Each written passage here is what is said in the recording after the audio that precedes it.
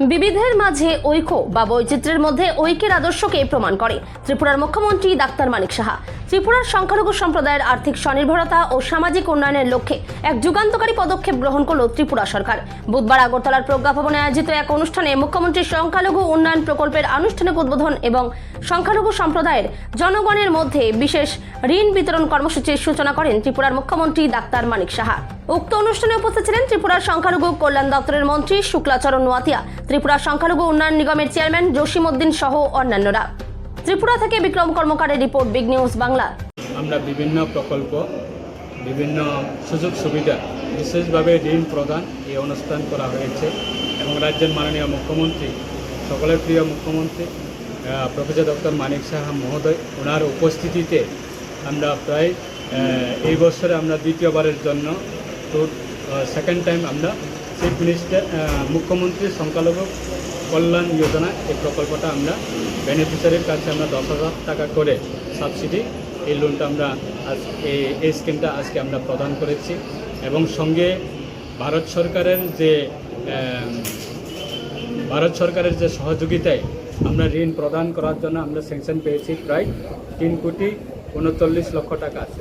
সেই লোনটাকেও আমরা সাধারণ যারা আমাদের মাইনরিটি সম্প্রদায় যারা রয়েছেন ব্যবসা করার ক্ষেত্রে বা উচ্চ লেভেলে বিভিন্ন প্রফেশনাল কোর্স করার ক্ষেত্রে যারা পরিবারে অর্থনৈতিক দুর্বল তারা যারা ইন্টারেস্টেড যে কর্পোরেশন লোনের মাধ্যমে পড়াশোনা করার যারা ইন্টারেস্টেড তাদেরকে আমরা প্রায়োরিটি দিয়ে তাদের আর্থিক সাহায্যে বা অর্থনৈতিক দিক দিয়ে তাদের পড়াশোনা করার ক্ষেত্রে যাতে কোনো সমস্যা না হয় তার ক্ষেত্রে লোনের মাধ্যমে একটা ছোট্ট ইন্টারেস্টের লোনের মাধ্যমে তাদেরকে পড়াশোনা করার জন্য স্টাডি লোন প্রোভাইড করা হয়েছে এবং আজকে বিভিন্ন সারা রাজ্যের প্রত্যেকটা প্রান্তে বিভিন্ন স্টুডেন্টরা এসেছেন, বিভিন্ন বেনিফিশিয়ারিরা এসেছেন এবং তাদের হাতে আমরা সুন্দরভাবে আজকে এই অনুষ্ঠানের মাধ্যমে যে কার্যক্রমের মাধ্যমে তাদের বেনিফিশিয়ারির কাছে আমরা বেনিফিটটা তুলে দিয়েছি রাজ্যের মাননীয় মুখ্যমন্ত্রী ওনারা উপস্থিতিতে। তাই আমরা আশা রাখছি এবং ধন্যবাদ জানাই যে বিগত সময়ে সেরকমভাবে অনুষ্ঠান কোনো দিনে করা হয়নি, কিন্তু আজকে আমরা যতবার রাজ্যের মাননীয় মুখ্যমন্ত্রীকে আমরা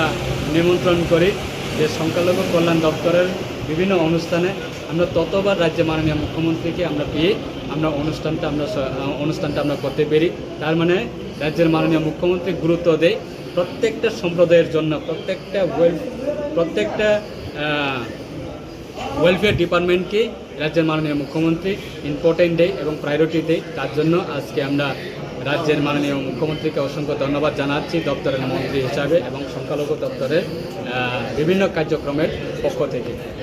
তোলায় যে হজ ভবন আছে সেখানে আমি যা খবর পেলাম সেখানে খুব কম পয়সায় তারা থাকতে পারে, খাওয়ারও ব্যবস্থা রয়েছে এবং এতে করে হজ যাত্রীদের পাশাপাশি অন্যান্য অনেকে জানেন না এই বিষয়ে।